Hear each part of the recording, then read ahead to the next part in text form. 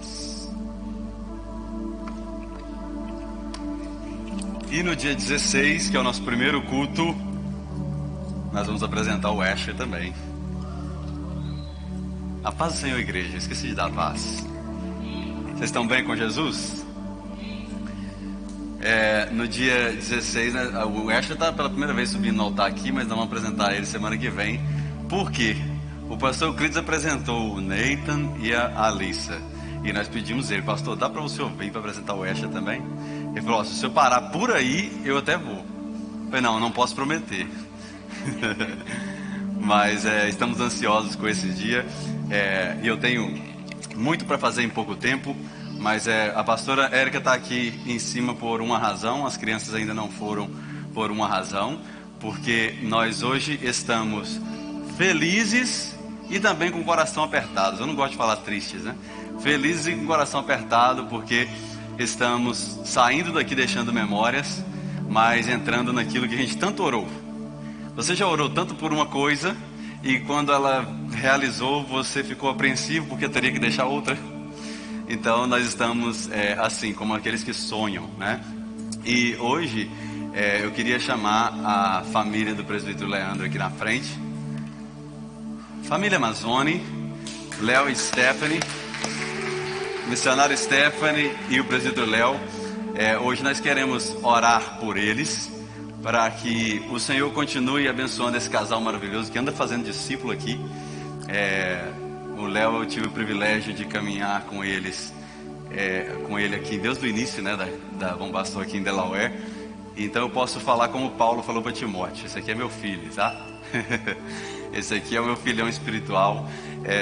E a Stephanie sabe também que ela também é a nossa filha espiritual. A gente sempre esteve com ela desde o início da carreira dela com Cristo.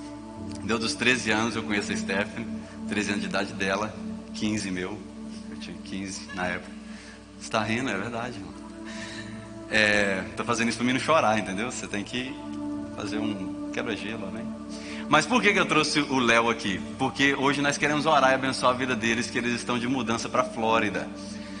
Os pais da Stephanie moram lá, então eles não estão indo para um lugar sem ninguém.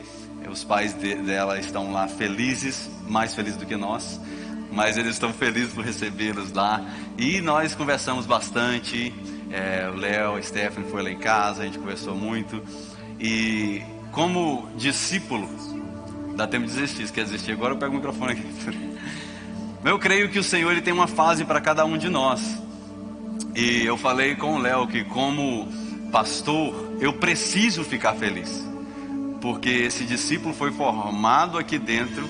Esse discípulo se tornou um presbítero. Esse discípulo estava ministrando a palavra do Senhor e eu recebia elogios todos os dias do tanto que ele tem crescido. Então eu creio que o Senhor fez e continuará fazendo maravilhas na vida deles. E nós estamos enviando eles para uma fase, amém? Para uma nova estação, porque só o Senhor sabe do nosso paradeiro. E eu queria que você pudesse ficar lá de pé para a gente orar por eles, para a gente abençoar a vida deles. Eles vão ficar aqui ainda esse mês inteiro. O Léo ainda vai pregar esse mês aqui. O mês que vem eles vão ficar um pouco aqui e já começar a mudança. E o dia final, se eu não estiver errado, é no aniversário da igreja, né? De outubro. Ok, depois vocês veem com eles. Eu sei que esse mês eles estão aqui com a gente. Então aproveite para dar um abraço, visitar eles, apertar esse Noah que está crescendo, esse mini diácono. Se você sentir no coração de você semear uma semente no coração deles, semeia, porque nunca sabe o que o Senhor está fazendo na Flórida, amém? Então vamos orar, abençoar a vida deles. Pai, somos gratos ao Senhor. Obrigado, Jesus, porque o Senhor tem protegido os teus filhos. Obrigado, Senhor, porque eu hoje, como ministro do Evangelho, eu posso ficar feliz de olhar para alguém e saber que está saindo daqui firmado na palavra e inabalável no caminho. Esse ano o Senhor nos ensinou e tem nos ensinado a ficarmos firmes na palavra. Firmados na palavra não é estar firmados em apenas um local, é entender o que o Senhor tem para nós em todos os momentos. Por isso agora nós abençoamos a vida do presbítero Leandro. da missionária Stephanie. E te pedimos, ó Pai, já esteja abrindo os caminhos para eles. Que tudo que eles forem viver ali esteja debaixo da tua vontade para eles. E eles sabem que aqui existe uma igreja que intercede por eles. Aqui existe uma igreja que ora por eles. Aqui existe uma igreja que, como a tua palavra nos ensina, uma igreja que continuará sustentando eles em oração e no que eles precisarem. Por isso, Pai, eu te peço que a tua bênção repouse sobre eles. Que eles possam, ó Pai, não andarem perdidos ali, mas entender a missão que o Senhor tem para a vida deles ali nessa nova estação. E nós estaremos aqui para receber os teus filhos nas datas comemorativas, nos passeios, porque eles não estão indo para o Brasil ou para um lugar mais distante, eles estão pertinho de nós, e nós sabemos que o Senhor está indo com eles.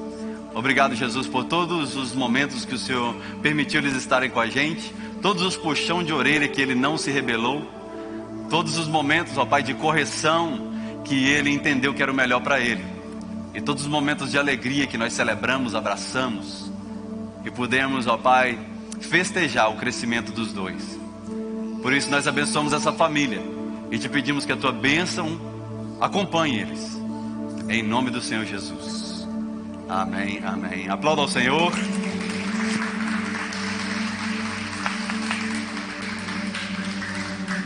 Aleluia. Ei, Noah, dá um hug aqui. Dá um hug, seu pastor, seu diácono mirim.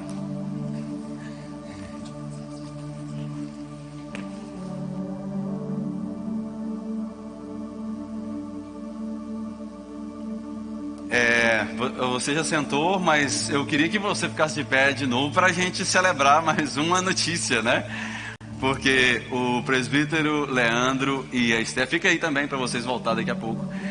O presbítero Leandro e a missionária Stephanie entenderam quem nós somos. Nós somos discipuladores, amém? E hoje, você sabe que eles lideram os jovens. E os jovens ficaram assim, meu Deus, e agora? O que será de nós? E eles estavam discipulando um casal que o Senhor já tem separado eles já entenderam isso. E nós estamos aqui para ajudar eles a crescerem ainda mais, né? O Pedro, Carone e a Amanda, vem aqui à frente. Vai estar assumindo a liderança dos jovens. Eles já têm feito, só que não tomam nome ainda, né? Porque é assim que o Senhor nos ensina, a fazer sem buscar títulos, sem buscar reconhecimento. E eu sei como deve estar o coração dos papais agora, né? A Rosana, o Edmir. Eu ficaria muito feliz em ver o meu filho no futuro liderando um ministério na igreja. Vou ficar em nome de Jesus, que eu vou ver. Mas eu imagino quantos pais devem estar felizes, porque imagina como é bom você saber que os teus filhos estão no caminho do Senhor. E ainda mais, derramando Deus sobre a vida de outras pessoas. Eu creio que vocês já sabem disso, vocês já receberam palavras. No retiro Deus falou muito com eles. E eu tenho certeza de que o Senhor, como eu falei para eles ali no retiro, o Senhor Ele já deu acesso antes de entregar o ministério. A pior coisa que existe na vida de alguém é essa pessoa querer uma posição sem ter acesso. E o Senhor já entregou o acesso para eles. Eles têm vivido isso já têm ajudado muito o Léo e a Stephanie. Então eles só vão continuar, mas agora nós estamos orando e abençoando a vida deles, porque eu creio nisso. Eu creio que na imposição de mãos é liberada no mundo espiritual uma autoridade. E nós cremos nisso, amém? Então você com as mãos estendidas para cá, e nós vamos impor as mãos sobre eles e abençoá-los. E hoje, Pai, nós te agradecemos pela vida do Pedro e da Amanda. Senhor, nós nesse momento, nós ungimos eles da cabeça aos pés. Nós te pedimos que a tua unção venha a ser derramada sobre eles, ainda mais. Que a tua autoridade flua na vida deles. Pai, que aonde eles colocarem os pés, que ali o Senhor esteja.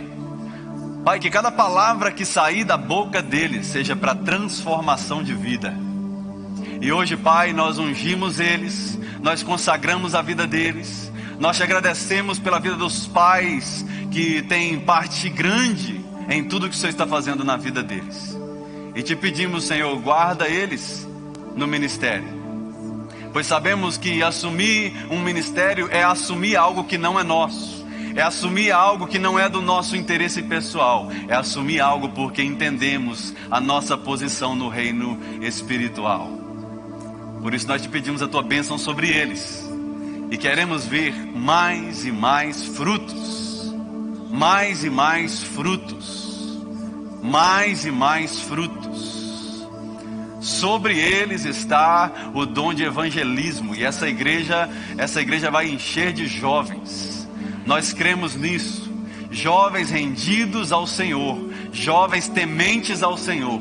Nós cremos, Pai, que o Senhor usará os teus filhos, não porque eles são perfeitos, porque ninguém é perfeito, mas porque a tua unção está sobre eles.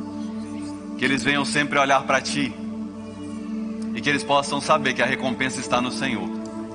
Hoje nós consagramos eles, e nós te pedimos que o Senhor ajude eles nessa nova fase na vida deles, e que essa estação possa ser estação de alegria e multiplicação na vida deles.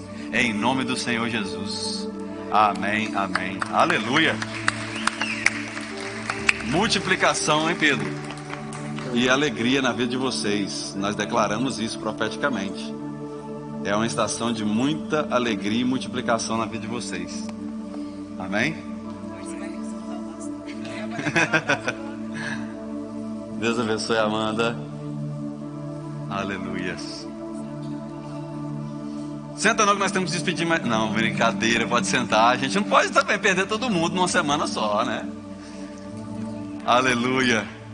Você está feliz com tudo que Deus está fazendo? Confesso que é difícil para mim não chorar, né, em momentos como esse. Mas eu procuro pensar nas minhas dívidas, para eu não... Você pensa naquilo que você deve e aí você não chora. Mas vamos lá, porque eu ainda preciso ministrar a última palavra nesse lugar. Essa semana, para preparar essa mensagem, eu estava compartilhando com alguns amigos que eu parava no meio da mensagem, eu abria meu celular e eu ia... As crianças podem ir para a salinha. Tias, orem e abençoem elas lá, tá? A autoridade do céu está sobre a vida de vocês. Vai a outra igreja, né? Está indo a outra igreja. E enquanto eu preparava essa mensagem, eu parava ali em Salvaterra e eu lembrava de cada momento que a gente viveu aqui. Daquele culto que a gente iniciou lá em cima, da salinha lá. Eu lembro do Eduardo, que eu vi uma fotinha lá do Eduardo com o microfone na mão. O cara estava cabeludo, um cabelo grande assim. E eu fui vendo aqueles momentos assim, aquelas memórias. E é bom você lembrar de tudo que Deus fez, para você ir grato para o que Ele tem te entregado. E eu tenho certeza que o Senhor Ele já tem preparado o melhor para nós ali nesse novo local.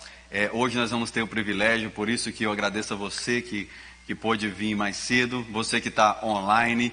Hoje nós começamos o culto às 5 para termos um momento legal com aqueles que podem, a gente poder fazer uma carreata cristã para o local, amém? O que é uma carreata cristã, pastor? É aquela que não queima o pneu, solta fumaça.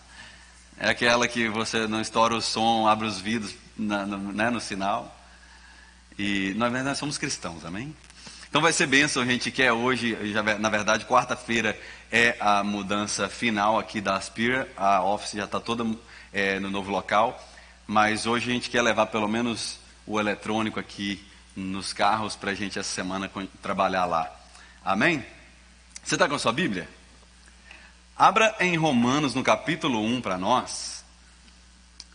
E hoje nós vamos estar falando sobre o orgulho de ser cristão. Orgulho de ser cristão. Eu preciso ter orgulho de ser cristão. Romanos capítulo 1, se você tem a Bíblia, vá para o versículo 16 e 17. Romanos capítulo 1, versículo 16 e 17. Quem achou, diga amém. Vai ler no telão e fala, ui. Amém. Versículo 16 e 17, versão NVI, diz assim: Não me envergonho do evangelho. Eu acho que a gente pode repetir isso aí juntos. Vamos lá, 1, 2, 3. Não me envergonhe do evangelho, porque eu tenho orgulho de ser cristão. Porque ele é o poder de Deus para a salvação de todo aquele que crê, primeiro do judeu, depois para o grego, porque no evangelho é revelada a justiça de Deus. Uma justiça que do princípio ao fim é pela fé. Como está escrito, o justo viverá pela fé. E a justiça de Deus, ela vem através da palavra. Então Deus, ele não fica justificando através de outras coisas, ele justifica através da palavra. Então quando eu e você nos calamos, o mundo fala mais alto. Agora quando eu e você nos posicionamos, Cristo aparece. Então você precisa posicionar para Cristo aparecer. Nós precisamos, esse orgulho de ser cristão é vestir a camisa. Quantos aqui são torcedores de algum time de futebol? Alguns aí. Você já trocou de time que você torce só porque o seu time perdeu? Não. Se você fez isso, é vira-folha. Lá na minha cidade eles falam que é vira-folha. O Brasil não ganhou a Copa do Mundo. E daqui 4 anos vai estar você chorando de novo com a camisa do Brasil, acreditando que o Brasil vai ganhar. Por quê? Porque você é brasileiro. O que é então, pastor, que isso tem a ver com ser cristão? Ser cristão é você vestir a camisa do evangelho e falar assim: não importa se as coisas não estão da minha forma, se existe algum dano, se ainda minha vida não está direita, se Jesus ainda não respondeu a minha oração, porque eu sou do time de Cristo e nós somos vencedores. Amém? Obrigado. Tem alguém lá que diz um amém. Então quando Paulo escreve aqui essa carta aos Romanos, Paulo escreveu para cristãos que viviam em Roma, que ele não tinha nem conhecido ainda. Pessoas que ele poderia olhar para si e falar assim: eu não tenho nada a ver com essas pessoas. E às vezes nós somos assim. Nós queremos olhar para nós e... é problema dessa pessoa. Ajudar? Não vou ajudar, porque isso é problema dela. E está aqui Paulo, ansioso, está rodando até sua 3ª viagem missionária. Já tinha implantado igrejas em Tessalônica, já tinha quebrado os altares ali de Azteca, e ele partiu para então Corinto, escreveu as cartas de Corinto, e aí ali em Corinto ele começa a escrever falando: eu estou ansioso para ir visitar vocês, irmãos, que eu não conheço vocês. Alguém que se importa com a outra pessoa. Eu creio que é isso que o Senhor quer das nossas vidas, sabe? É quando eu e você, nós encontramos um evangelho que nos transformou tão profundo que nós não vivemos para nós mais. E é isso que Paulo fala, né? Paulo, quando ele inicia aqui do versículo 1 ao 17, ele se apresenta aqui demonstrando amor à igreja, e ele fala claramente qual é o centro da sua vida: o evangelho de Cristo. Se alguém te perguntasse hoje qual é o centro da sua vida, ou, deixa eu falar de uma forma mais popular, se alguém te perguntasse hoje qual é o seu objetivo maior na vida, será que seria aquela aposentadoria? Será que seria aquela mansão? Será que seria aquele relacionamento? Ou seria Cristo? Porque no mundo que nós vivemos, a tendência é modernizar todas as coisas. Estava conversando com alguém essa semana e essa pessoa falou: pastor, eu fui nesse outro estado e aí eu visitei uma igreja, e essa igreja estava tão moderna que nós que temos 20 e poucos anos, nós estávamos sentindo velhos lá dentro. Eu não tenho problema com parede preta, eu não tenho problema com fumaça, eu não tenho problema com luzes, eu não tenho problema com som alto, música. O problema que eu tenho é quando Cristo sai do centro. Se Cristo sair do centro, nós estamos perdendo o nosso tempo, porque muitos de nós só acostumamos com a vida cristã, com a vida no evangelho, com o vir na igreja, porque você não tem coragem de ir num boteco, você não tem coragem de ir num bar, você não tem coragem de se prostituir, você não tem coragem de usar uma droga. Aí você vem no evangelho, vem na igreja, porque você se sente bem, você usa aquela roupa sua. Aqui não tem ninguém assim, graças a Deus, mas eu estou falando para aquelas outras igrejas, você sabe disso. E aqui no versículo 18, Paulo começa a mostrar uma necessidade universal da salvação. Eu poderia muito bem ter ficado tranquilo na igreja de Filadélfia, ouvindo alguém pregar e falar assim: I have nothing to do with this. Eu não tenho nada a ver com isso. O pastor está aí, ele que é responsável em pregar, eu venho para ajudar, eu toco o teclado, mas não quero mais responsabilidade. Eu poderia ser esse, mas não fui. E eu estou aqui para encorajar você a ser o mesmo.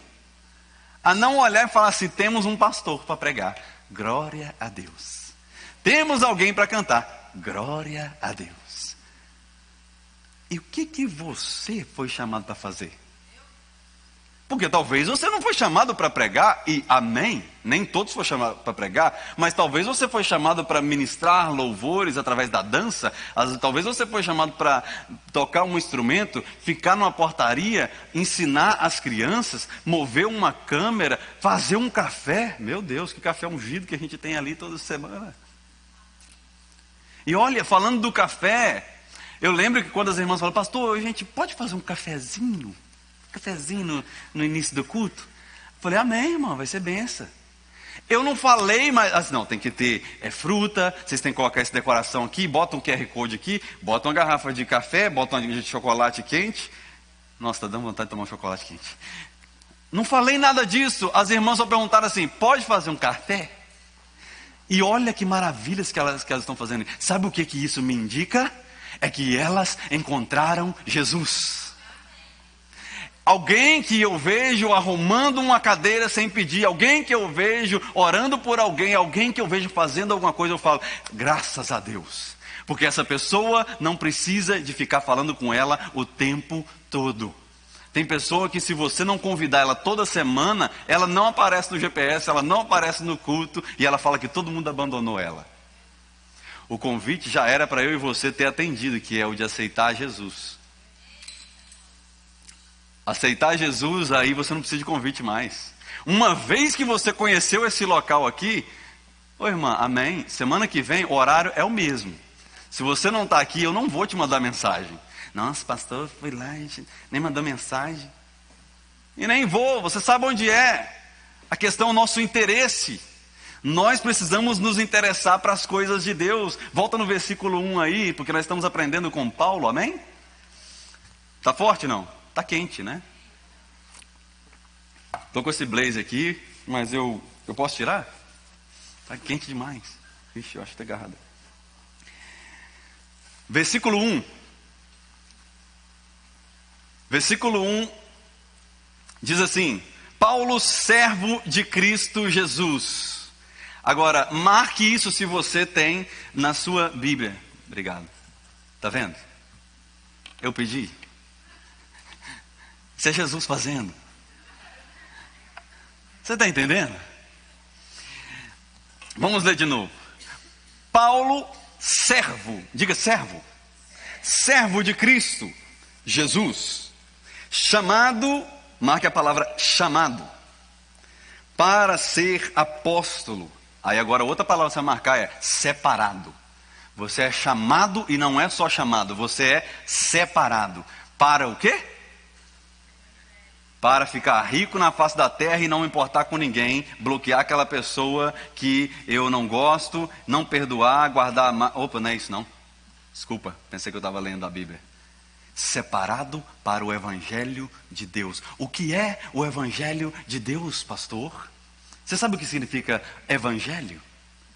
Good news. Boas novas. E tem gente que só tem má notícia. Tem gente que só anda com bad news. Más novas, né, se fosse a tradução literal. Paulo, ele inicia aqui essa carta dizendo: eu sou servo. E a palavra servo é doulos. Doulos é diferente de, não, eu sou servo daquela companhia porque eles me pagam. Não, o doulos aqui é escravo de Cristo. Escravo. Ele escolheu ser escravo. Chamado, ou seja, convocado. Não é convite, é convocação. convocado para a obra de Deus, separado, ou seja, selecionado exclusivamente para o Evangelho. Paulo, ele decide ser escravo. Então precisa ser uma decisão nossa. Não tem como eu e você pensarmos assim, que Jesus vai fazer de nós um escravo voluntário. Não. Sabe por quê? Porque você era escravo do pecado e você estava condenado à morte. Eu também. Sabe o que Jesus fez? Ele te libertou da escravidão do pecado. E aí ele falou, agora está aqui a sua carta. Go. E aí você fala, para onde? É só o Senhor que tem palavra de vida eterna? Eu decido a continuar aqui te servindo, porque antes eu estava servindo a morte, eu estava servindo a destruição, eu só causava dano na vida das pessoas. Agora que o Senhor me libertou, eu preciso fazer alguma coisa para alguém. Quem aqui orgulha de ser cristão? Umas 3 pessoas? Amém. Até o fim você vai sair daqui orgulhoso de ser cristão? Porque nós levaremos a sério o Evangelho quando nós encontrarmos de verdade com Jesus. A minha oração sempre foi e sempre vai ser que alguém encontre Jesus de verdade. Porque muitos encontraram um pastor que gosta. Muitos encontraram um louvor que gosta. Muitos encontraram uma cadeira confortável que você vai ter lá em nome de Jesus. Muitos encontraram um relacionamento que gosta. Amigos que gosta. Mas será que nós encontramos Jesus?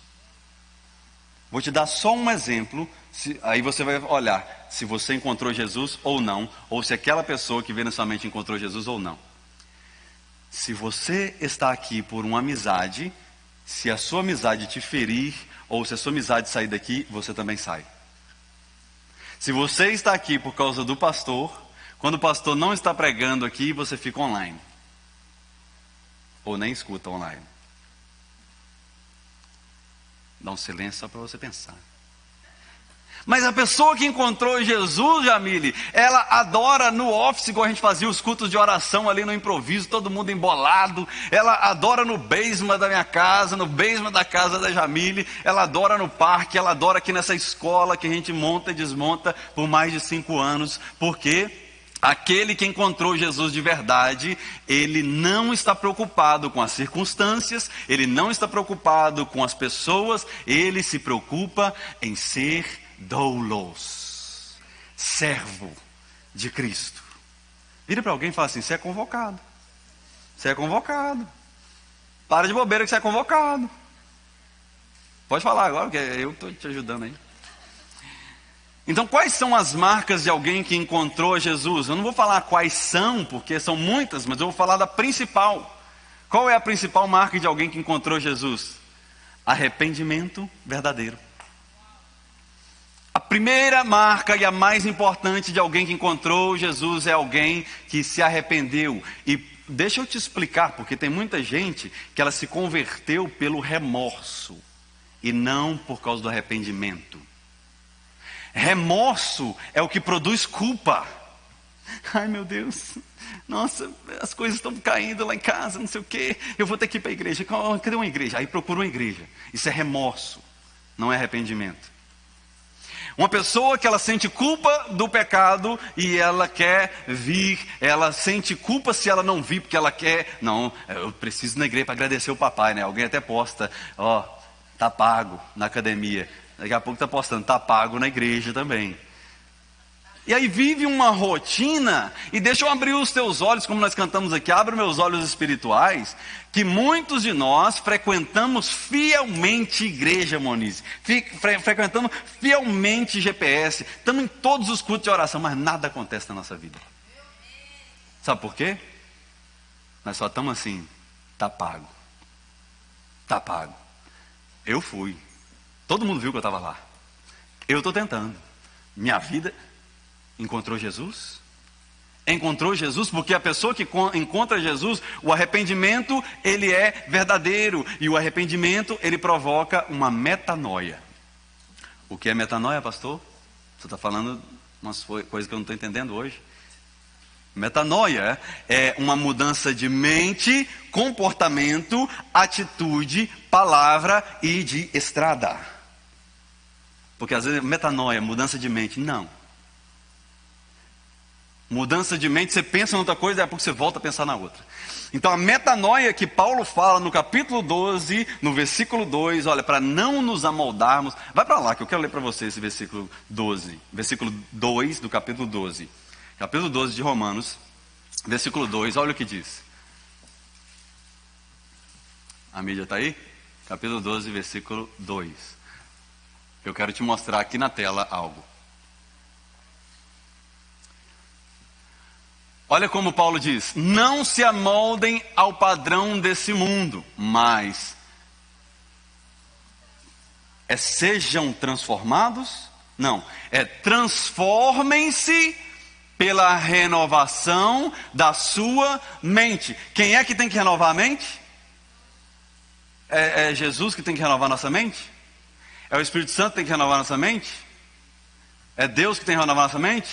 Não, é você que precisa renovar sua mente. E às vezes nós colocamos sobre Jesus, sobre o Espírito Santo, a responsabilidade de mudar a nossa mente. A mente carnal que nós temos, a mente pecaminosa que nós temos, ela precisa ser transformada por nós mesmos, através da transformação da nossa mente. Nós precisamos pensar em coisas do alto, como Paulo diz. Porque senão nós vamos continuar culpando o Evangelho. Ai, nossa, estou na igreja, eu estou fazendo isso, estou fazendo aquilo, e eu continuo com esses pensamentos pecaminosos. E deixa eu te dar um spoiler alert. O Espírito Santo não vai tirar os pensamentos pecaminosos. Jesus não vai eliminar os pensamentos pecaminosos. You need to choose.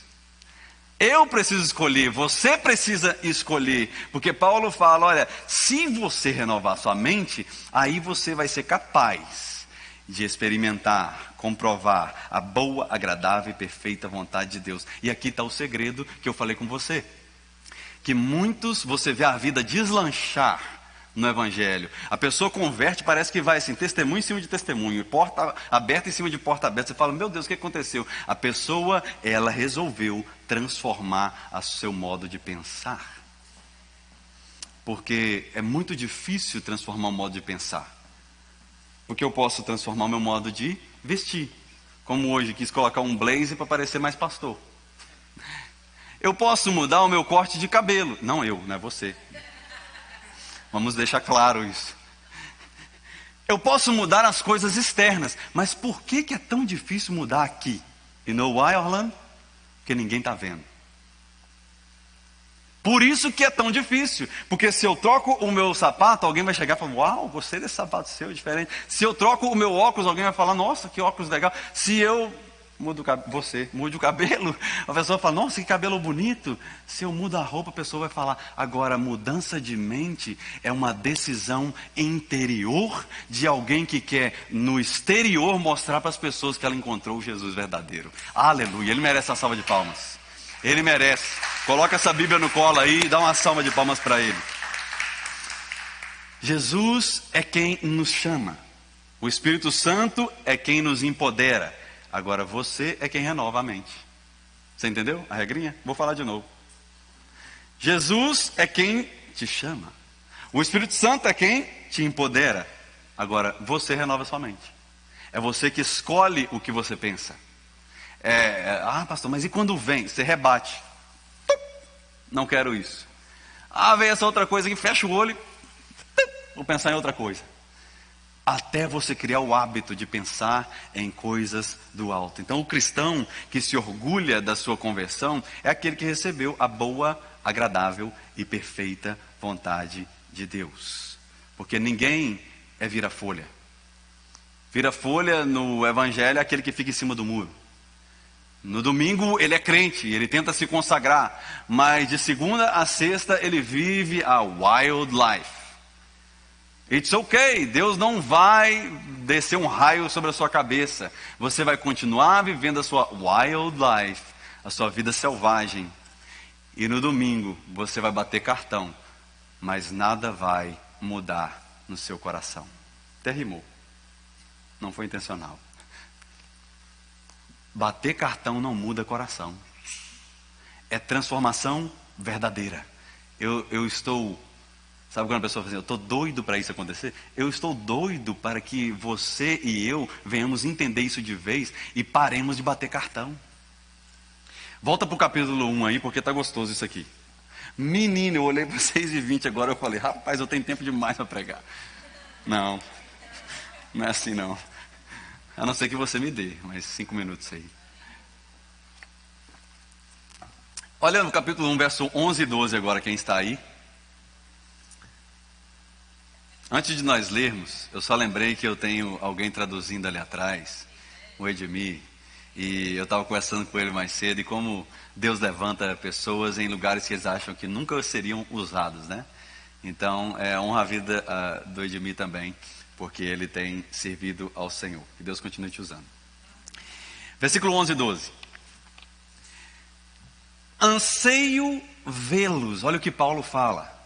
É a minha vontade vê-los, a fim de compartilhar com vocês algum dom espiritual, para fortalecê-los. Isto é, para que eu e vocês sejamos, marque isso em nome de Jesus, mutuamente encorajados pela fé. Há poder na comunhão. Por que eu insisto tanto para você participar de um GPS? Porque há poder na comunhão. Paulo sabia disso. Paulo, ele era um apóstolo que vivia viajando, levando açoites, prisões, pregando o evangelho, mas ele vira e fala assim, eu preciso estar aí, porque eu estando aí, eu vou compartilhar aquele dom espiritual que eu tenho com vocês, e nós todos seremos mutuamente encorajados. Tem gente que não é encorajado porque não tem comunhão nem com ele mesmo. Sabia que tem como você não ter comunhão com você mesmo? Falta de solitude. Essa semana foi busy para mim. Foi uma semana muito ocupada, mudança, e vai para lá e vai para cá. E aí, reunião, conversa com outro, sexta-feira, tentando vender um troque lá, virei mecânico, cheguei em casa todo sujo para vender um troque, um caminhão. Aí, cheguei em casa, eu falei, cara, Érica, eu só preciso de um lugar de silêncio.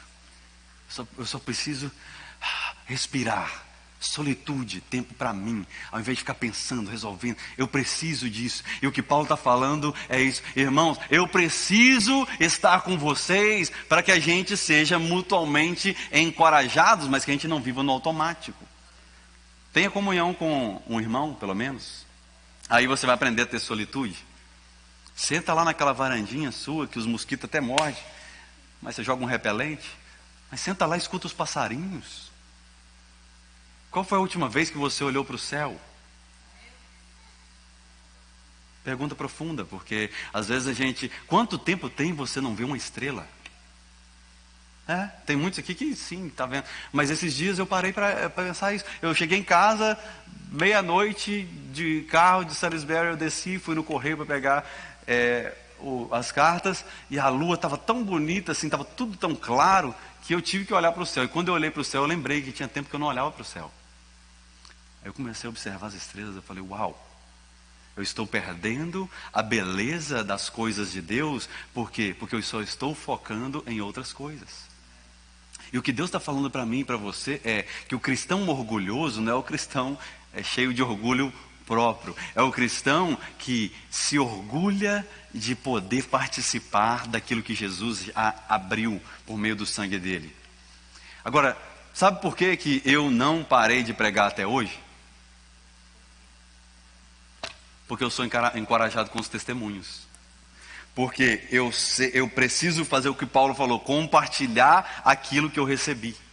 Eu preciso ser encorajado pelos testemunhos. Como de vez em quando algum irmão chega e fala, eu falo, amém, obrigado por ter falado isso, porque isso me motiva a continuar. Testemunhos, o que Deus está fazendo, porque só não vai desistir aquele que sabe que foi comissionado. Olha o versículo 14 e 15. E aqui eu parto para o final, quase. Pode vir um teclado para me ajudar.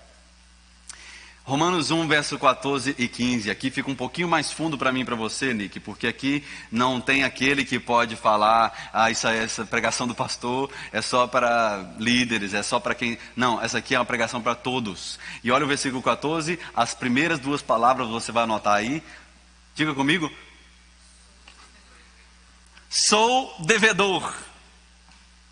E talvez você falou isso porque você está devendo na praça mesmo. Mas aqui Paulo está falando assim, eu tenho uma dívida com Cristo.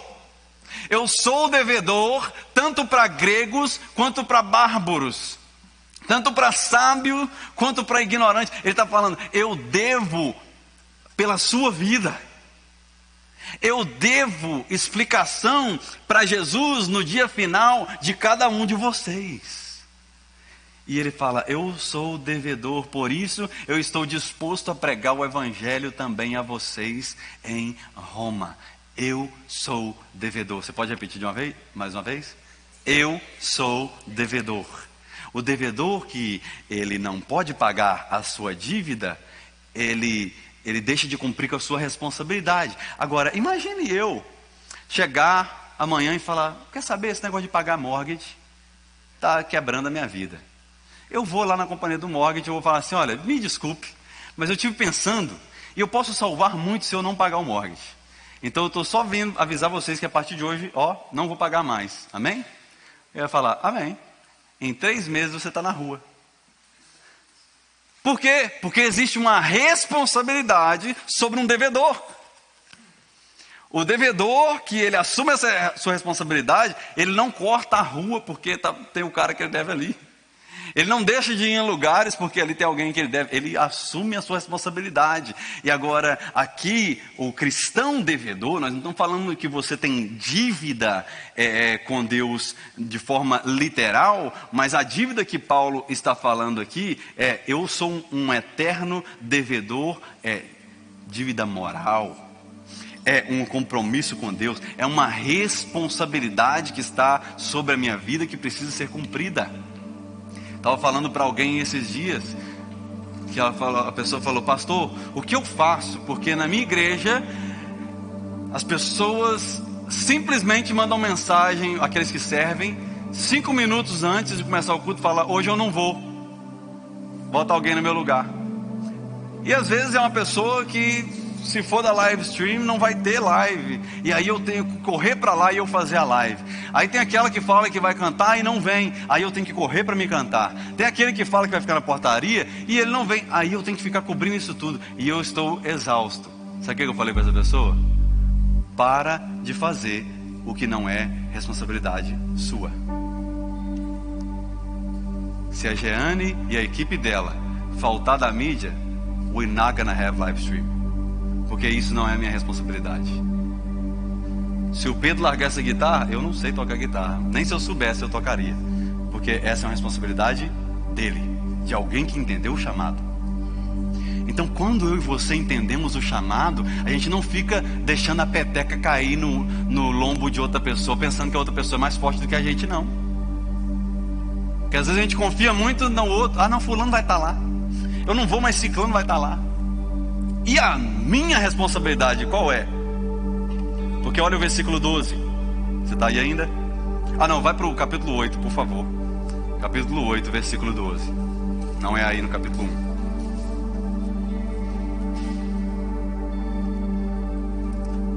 Capítulo 8, verso 12, olha o que Paulo diz. Portanto, irmãos, nós estamos em dívida.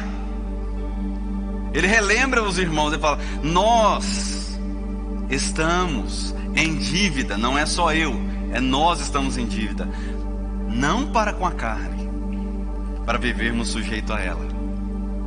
Então aqui a palavra no original é opheletes, que significa uma dívida moral impagável. Ou seja, eu não tenho como pagar essa dívida a não ser cumprindo a minha responsabilidade. Não tem como eu falar assim, Eduardo, te dou 100 conto para você servir lá para mim no meu lugar, só para ter alguém lá. O Eduardo pode vir, ele vai servir, mas no espiritual a dívida é minha. Porque é uma dívida impagável. E como que paga essa dívida então, pastor? Essa dívida é uma dívida que você decide viver por ela. É uma dívida moral. É alguém que não precisa de um contrato com Jesus. É alguém que não precisa de ficar chamando atenção o tempo todo. É alguém que decidiu. Não, eu sou de Cristo e ponto final. Eu lembro alguns anos atrás que alguém falou assim, pastor, qual a ligação que o senhor tem com o pastor Euclides, né? porque vocês estão juntos, é bom pastor, o senhor está liderando outras igrejas. E eu falei, eu tenho uma dívida moral com ele. Eu não pago nada, o pastor Euclides, ele não me paga nada, mas eu honro a autoridade que Deus colocou na minha vida. Por quê? Porque Deus usou ele para fazer algo na minha vida. Agora, vamos falar de Jesus? Quando você olha para aquela cruz ali, de que você lembra? Daquele cordãozinho pendurado no pescoço? Ou do preço que eu e você não poderia pagar? Então, quando nós olhamos para Cristo, o que a gente tem que entender é que Ele assumiu a sua posição, Ele cumpriu a sua responsabilidade, e Ele nos deu uma responsabilidade que precisa ser cumprida. Para que Paulo, no final da sua vida, ele falou assim: agora chegou o fim, eu estou sendo derramado. Ou seja, ele estava nos seus últimos momentos na face da terra. E ele fala, mas eu combati o bom combate. Vamos continuar servindo? Você tem orgulho de ser cristão? Você não é perfeito, eu não sou perfeito. Nós erramos, a gente falha, a gente tem coisas que precisam ser consertadas. Mas eu sinto orgulho de ter entregado a minha vida para Cristo, porque isso foi a melhor coisa que eu fiz.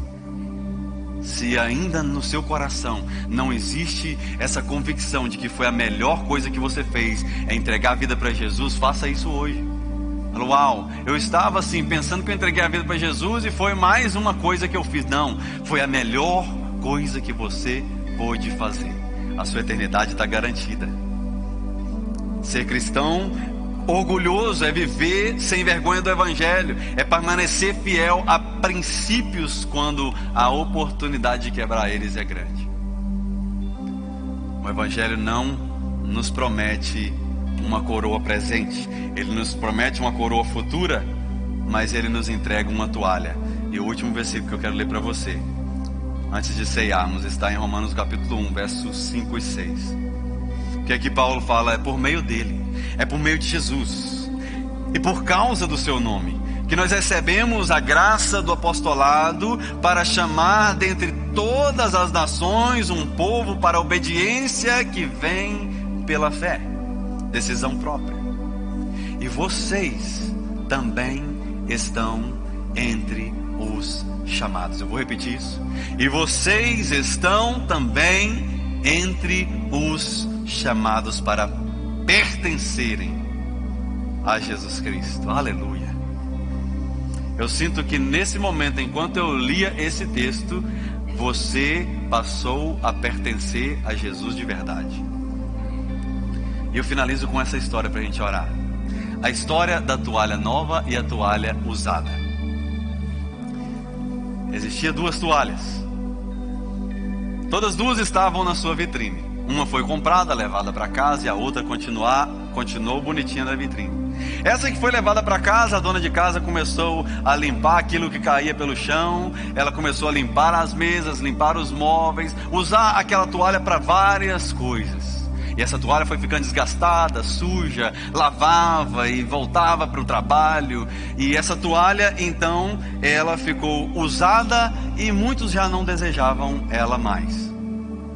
Mas sempre que caía algo no chão, eles lembravam da toalha velha e surrada. Sempre que precisaram de limpar um móvel, eles lembravam da toalha velha e surrada. E enquanto isso, aquela toalha estava bonitinha lá na vitrine, porque ela não queria sair de lá, porque ela sabia que se ela fosse comprada, aleluia, sinto Deus aqui, se ela fosse comprada, ela teria que ser usada, e se ela fosse usada, ela não mais fascinaria os olhos das pessoas, porque ninguém olha para uma toalha usada e fala assim, uau, nossa, tão bonita essa mancha de Clorox. Todos olham para aquela toalha limpinha, enroladinha, feita até aquele negocinho que você faz na casa das patroas lá. Nossa, que bonito. Mas não está cumprindo o seu propósito. É melhor ser uma toalha usada, colocada nas mãos de Jesus, cumprindo um propósito, do que ficar na vitrine, falando eu sou cristão, mas não me toque. Não me toque, porque eu não quero perder a beleza exterior. Será que nós estamos prontos a ser uma toalha usada por Jesus? Porque Jesus foi uma toalha usada por Deus. Você lembra literalmente quando ele pegou a toalha e ele lavou os pés dos discípulos? Ali ele estava lavando os pés dos discípulos e enxugando com a toalha, mas a toalha na verdade era ele. Porque todo aquele que decide ser servo para cumprir um propósito, esse passa a ser usado por Deus. Se cair algo aqui no chão, derramar um drink, eu tenho certeza que vocês vão procurar essa toalha usada. E se essas duas toalhas estivessem em cima desse banco, sentada nessas cadeiras, e eu falasse, caiu aqui o vinho da ceia, você correria lá e você pegava a novinha? Não, você pegaria a usada.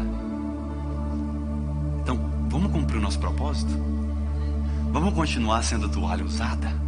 Vamos parar de querer voltar para a vitrine e falar que eu estou sendo usado demais? Porque Paulo podia falar isso, ele podia falar, ah não, eu já plantei muita igreja, já preguei demais, eu já fiz a minha parte aqui. Você ouviu isso? A minha parte já está feita. Então vai para o céu, morre. Mas se você quer ficar aqui na face da terra, cumpra o seu chamado, cumpra o seu propósito. Porque eu estou cumprindo o meu, e eu incentivo você a cumprir o seu, mas não tem como eu limpar aquele chão que Jesus chamou você para limpar. Eu estou limpando todos os chãos e todas as mesas e enxugando todas as lágrimas que Ele me pede para fazer. Mas eu tenho certeza que tem lágrima que descerá em rostos de pessoas que eu não conheço, que a toalha que vai estar lá para essa pessoa enxugar as lágrimas vai ser você. Retiro é tão bom. Eu volto para casa, Orlando, com a camisa assim, ó, toda amarela de lágrima. Que aqui no meu ombro aqui as pessoas vêm e choram, e aquilo ali fica molhado, ensopado. É toalha cumprindo o propósito. É toalha sendo o abraço que aquela pessoa precisa naquele dia. Quem está pronto a ser toalha? Você vai vestir a camisa do cristão agora? Você vai ser orgulhoso? Eu tenho orgulho de ser cristão. Se você tem também, fique de pé. Eu quero orar por você. E antes de ceiarmos, eu só queria fazer esse apelo que o Senhor colocou no meu coração, porque talvez você hoje, com essa mensagem, você foi inspirado a você se tornar essa toalha que sai da vitrine. Então agora aqui, os meninos vão cantar um pouquinho, os obreiros podem vir orar pela ceia, mas enquanto eles orarem, eu quero que você tire esse momento, aqui desse lado, ou do lado de lá, mas você que fala assim, meu Deus, eu não quero ficar na vitrine, eu quero ser usado, eu quero que o Senhor venha direcionar qual é a área que o Senhor tem para me usar. Corra para esse altar nesse momento, faça isso nesses últimos minutos, e depois você vai voltar e nós vamos ceiar, mas eu queria que os meninos cantassem e a gente orasse por essas pessoas que hoje decidem ser toalhas de Cristo. Aleluia. Cante ao Senhor.